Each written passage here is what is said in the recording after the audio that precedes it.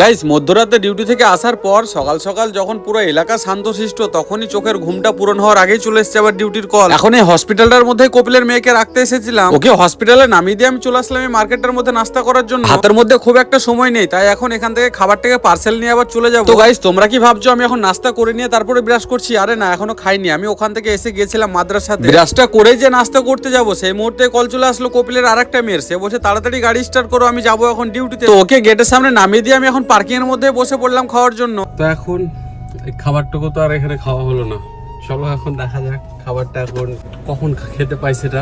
এটাই হচ্ছে তো আমাদের হাউস ড্রাইভারের কাজ, ঠিক আছে?